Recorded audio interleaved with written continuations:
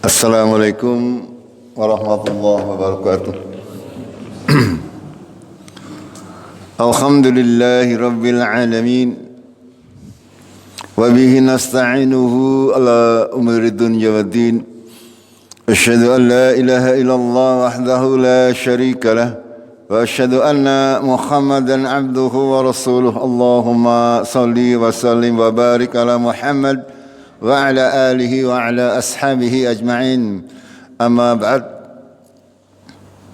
قال الله تعالى في كتابه الكريم أعوذ بالله من الشيطان الرجيم يا أيها الذين آمنوا اتقوا الله حق تقاته ولا تموتن إلا وأنتم مسلمون.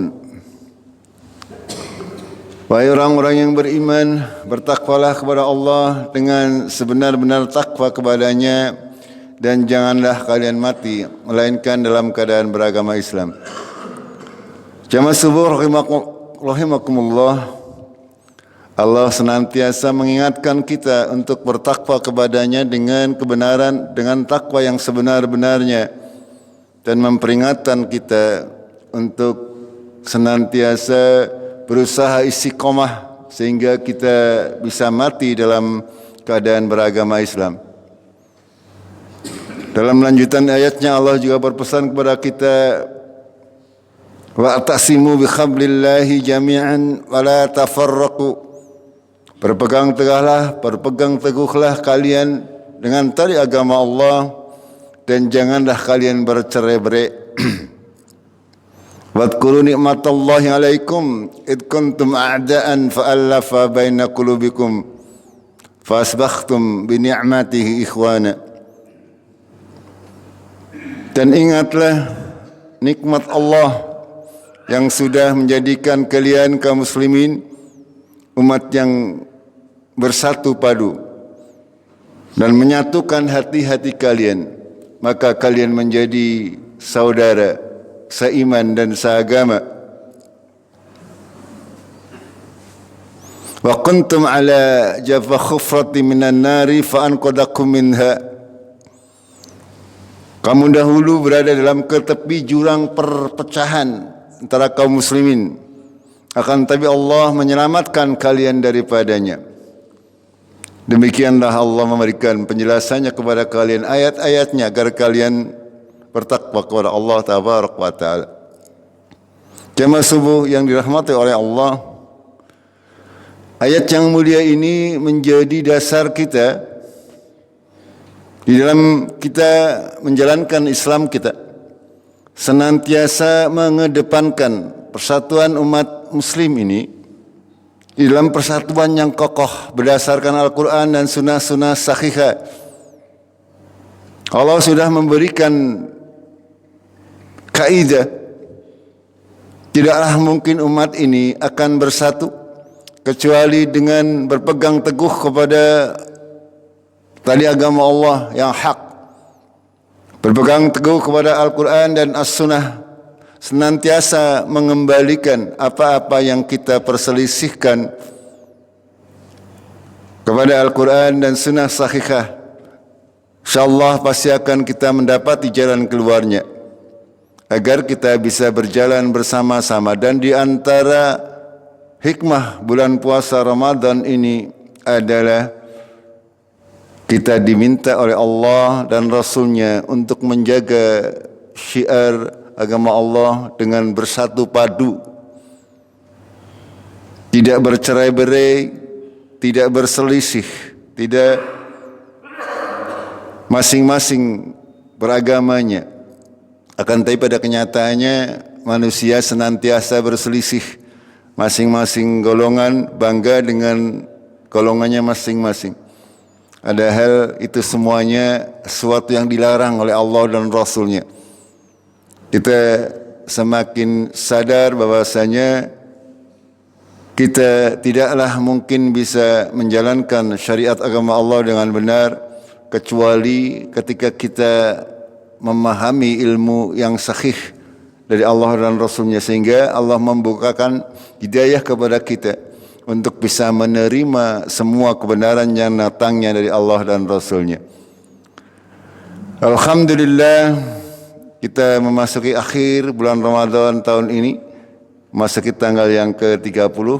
Bulan Ramadan tahun ini diistikmalkan, digenapkan menjadi 30 hari, karena pada hari kemarin di seluruh wilayah Indonesia hilal belum ada yang terpantau terlihat dengan sahih, sehingga seluruh matla dalam bahasa fikihnya, seluruh kawasan di Indonesia kemarin belum masuk 1 Syawal, walaupun dalam perhitungan hisab adalah bulan sudah bergeser dari ufuk sekian derajat, akan tetapi syariat agama Allah tidak menjadikan itu standar sebagai penetapan Syawal. Akan tetapi yang menjadikan standar adalah ketika kita melihatnya, kita menyaksikannya.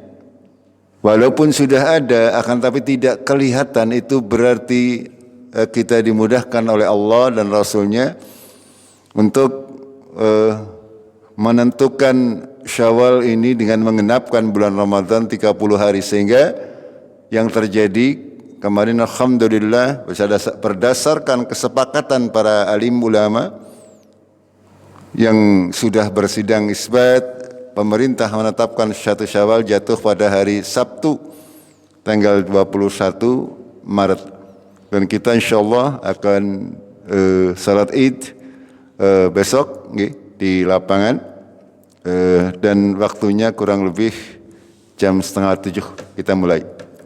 Jemaah rahimakumullah, saya mengingatkan sedikit saja pada pagi terakhir di bulan Ramadan tahun ini terkait dengan fikih Idul Fitri. Untuk kita ingat-ingat kembali dan kita praktekkan dalam kehidupan kita, dalam kita menjalankan Idul Fitri, bagaimana urut-urutannya, agar kita bisa meneladani Rasulullah Sallallahu Alaihi Wasallam. Yang pertama adalah Allah berfirman di akhir ayat yang ke-185 dari suratul Baqarah, setelah menjelaskan tentang bulan Ramadan yang diturunkan di dalamnya bulan Al-Quran sebagai petunjuk bagi manusia dan penjelasan bagi di dalam Al-Quran tersebut, dan juga sebagai furqan, maka Allah melanjutkan di akhir ayatnya, walitukabbirullah ala ma hadakum, apa lanjutannya, wala'alakum tashkurun, ya, agar supaya engkau menggenapkan bilangan bulan Ramadan. Yang mengenapkan bulan berarti harus 30, ya. Yang mengenapkan jadi artinya bisa 29, bisa 30. Bukan berarti genap itu harus 30, puasa harus 30 hari, tidak. Karena bulan Hijriyah itu kalau enggak 29 ya 30. Tapi tidak boleh 28 ataupun 31, enggak boleh, ya. Itu. Makanya penggenapan di sini maknanya tergantung daripada hilalnya terlihat kapan. Kalau kemarin terlihat hilal, maka puasanya 29 hari. Karena kemarin tidak terlihat hilal, maka puasanya digenapkan menjadi 30 hari. Itu maknanya. Apa yang diperintahkan oleh Allah, hendaklah kalian membesarkan Allah. Yaitu kita diperintah untuk bertakbir, membesarkan Allah dengan senantiasa, agar supaya kalian bersyukur. Kenapa? Apa hubungannya kita bertakbir dengan bersyukur? Jemaah rahimakumullah, semua yang kita kerjakan dari awal Ramadan sampai hari ini, itu semuanya hanya karena rahmat dari Allah, hanya karena hidayah dari Allah, sehingga kita bisa menjalankan puasa. Kalau Allah tidak mengizinkan kita berpuasa, maka tidak mungkin kita bisa berpuasa. Hanya karena ridho Allah, kita bisa, alhamdulillah, ya panjenengan sebagian besar mungkin bisa khatam salat tarawihnya, nggih? Insyaallah nggih, kecuali yang ada halangan. Itu semuanya karena ridho Allah tabaraka wa taala. Ya ada sebagian mungkin yang satu dua tidak bisa mengikuti karena alasan sakit dan sebagainya. Begitu juga banyak juga yang tidak alasan sakit, juga tidak punya alasan apa-apa, tapi memilih untuk tidak mengikuti salat tarawih. Ini kenapa? Karena tidak diridhoi oleh Allah untuk bisa ikut salat tarawih ini. Hatinya tidak tersentuh.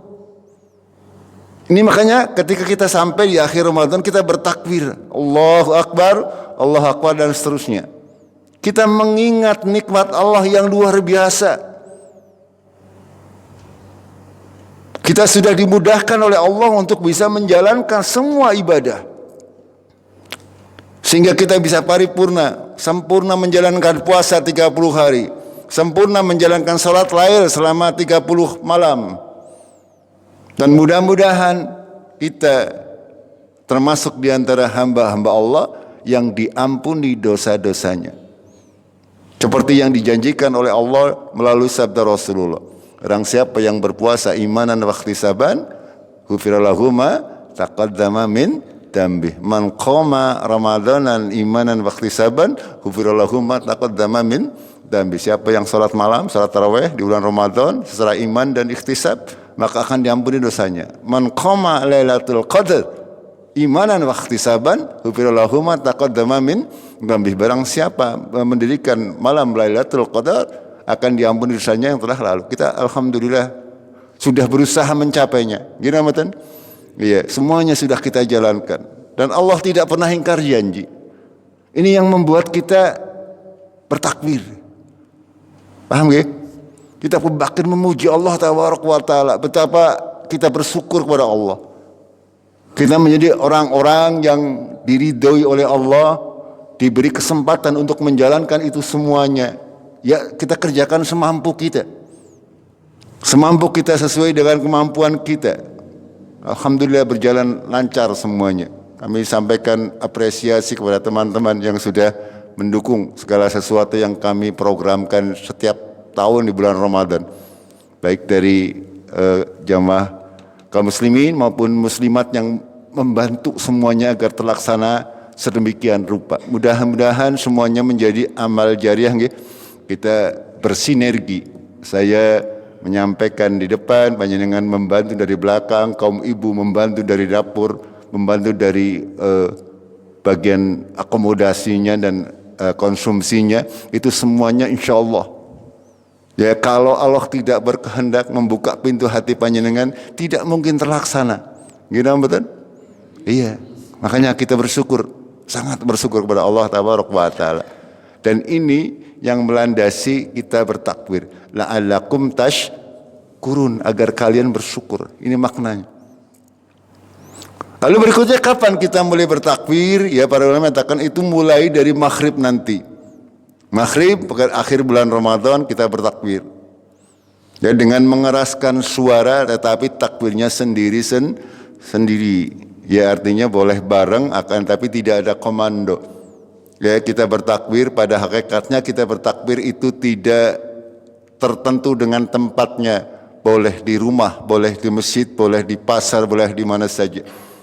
Itu. Dan juga boleh kita bertakbir menggunakan pengeras suara, boleh. Akan tetapi para ulama Nabi Sallallahu Alaihi Wasallam tidak pernah mencontohkan bertakbir sampai pagi, tidak pernah.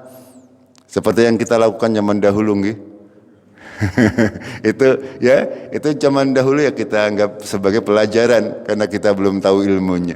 Ya kita nanti cukup dengan bertakbir sehabis salat wajib, ya maghrib isya. Lalu yang lebih penting lagi adalah pada pagi harinya.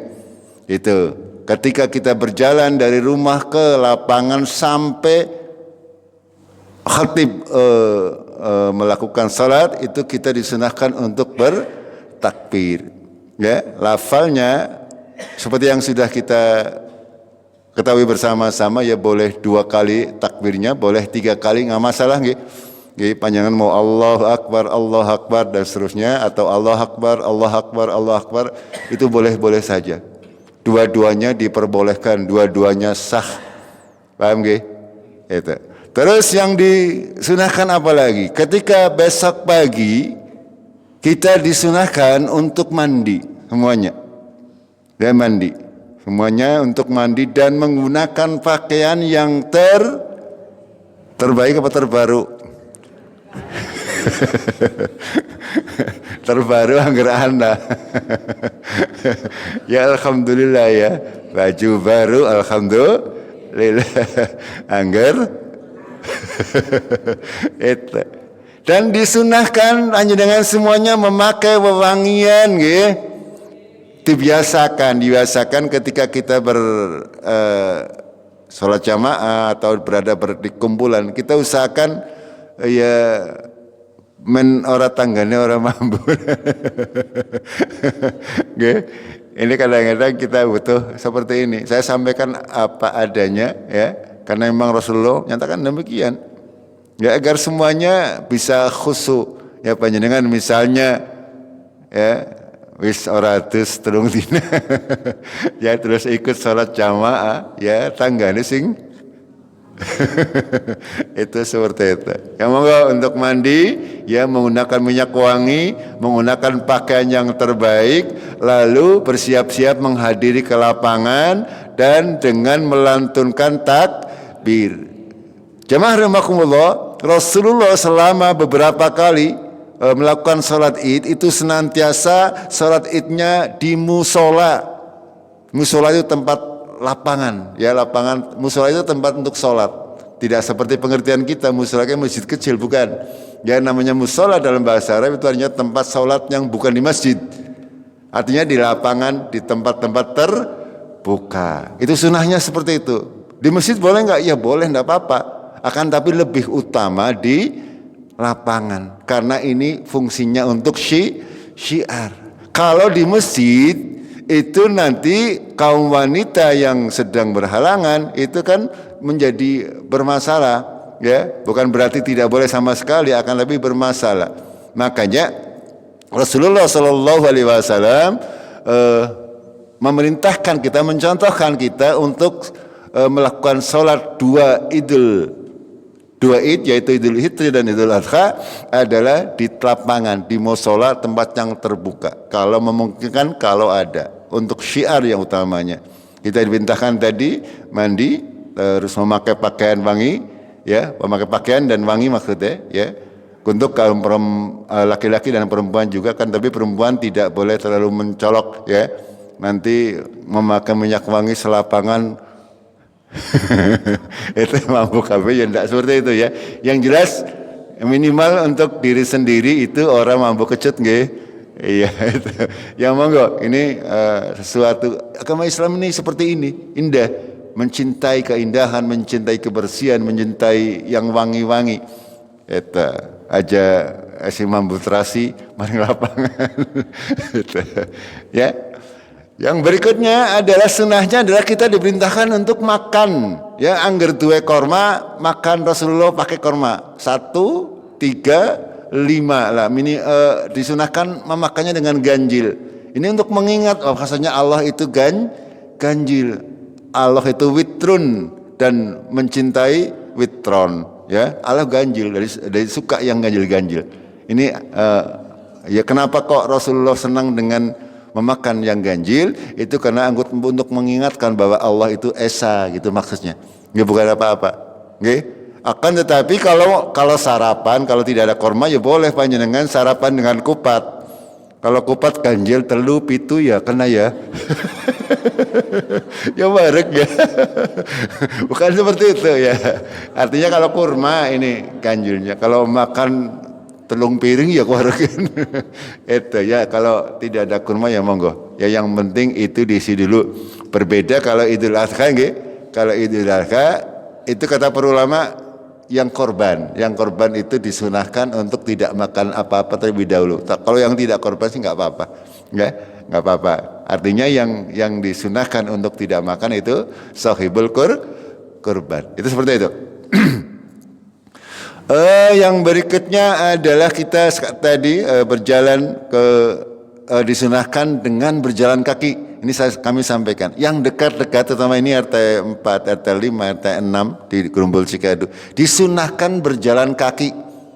Kenapa demikian? Kita tinggal sami'na wa ta'na nggih, ajak kalian petakonan. Nggih. Ya. Ini syiar ya akhi. Ya. Idza zilzilatil ardu zilzalaha wa akhrajal ardu asqalaha, ya. Wa akhrajatil ardu asqalaha wa qalal insanu malaha. Berikutnya apa? Yaumaidin tuhaddisu akhbaraha. Pada hari ini bumi ini akan mengeluarkan kabarnya. Ini kata para ulama, di antara hikmah kita berjalan kaki itu adalah nanti bumi ini akan menjadi saksi pijakan langkah kita besok di yaumul qiyamah, di mana nanti bumi akan mengeluarkan kabarnya. Tanah ini pernah jadi saksi panjenengan berjalan untuk menuju lapangan. Itu. Ya pakai kendaraan juga tidak masalah kalau memang itu tempatnya jauh.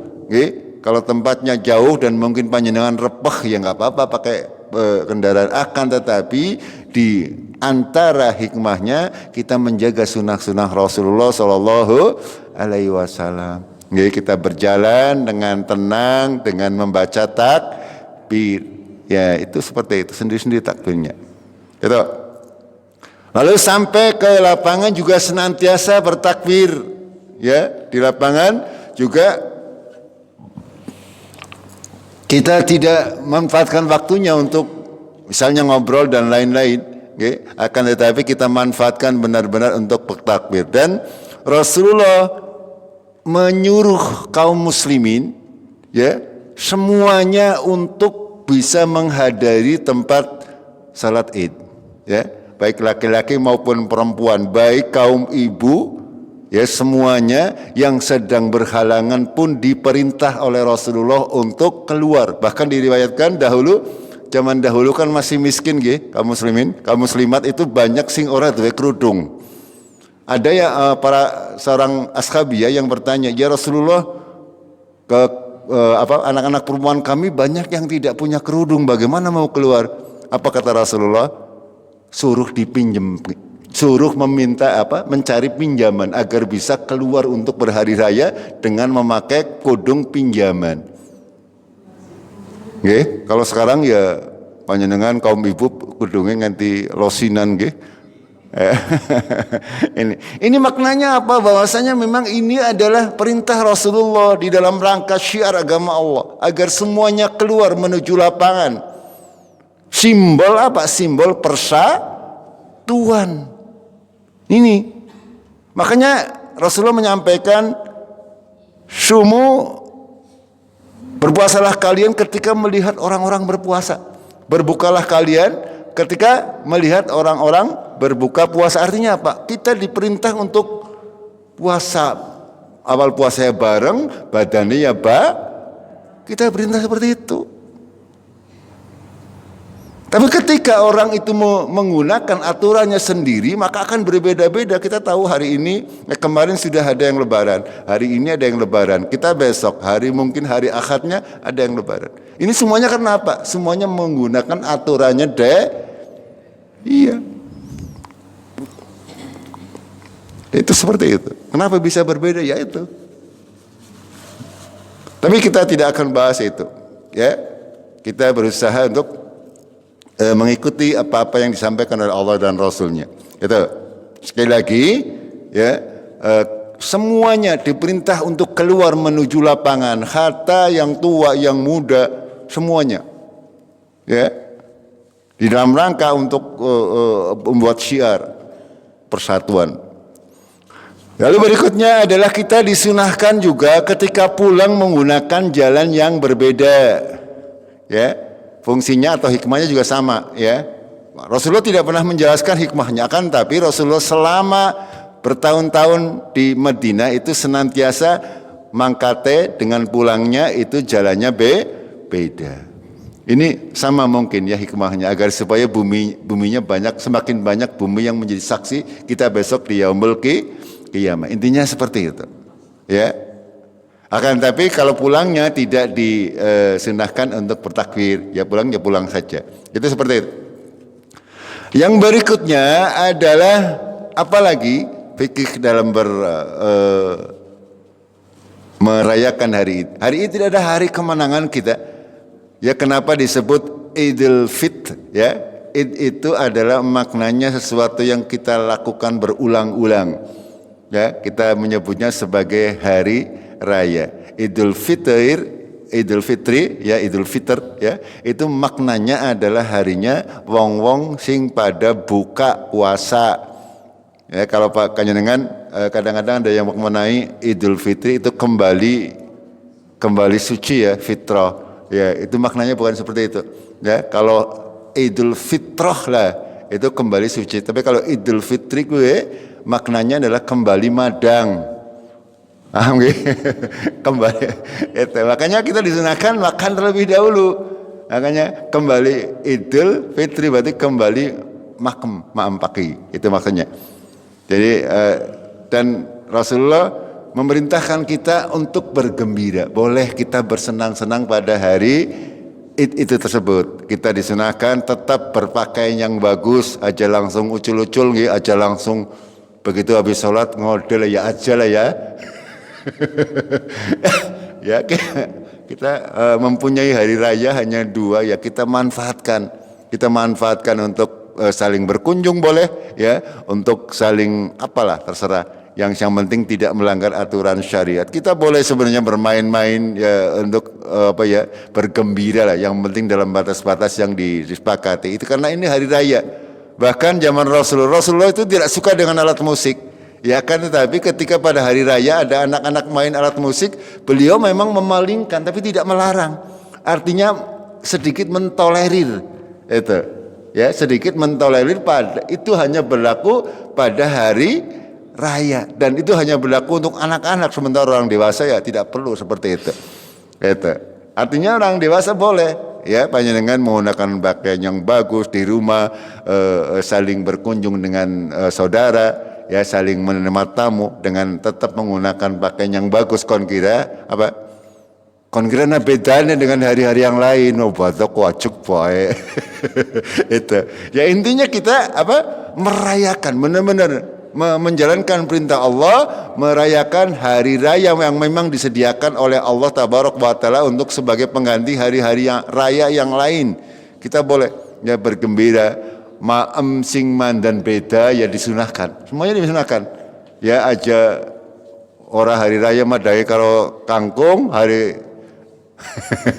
ya hari lebaran juga kalau kangkung ya aja ya.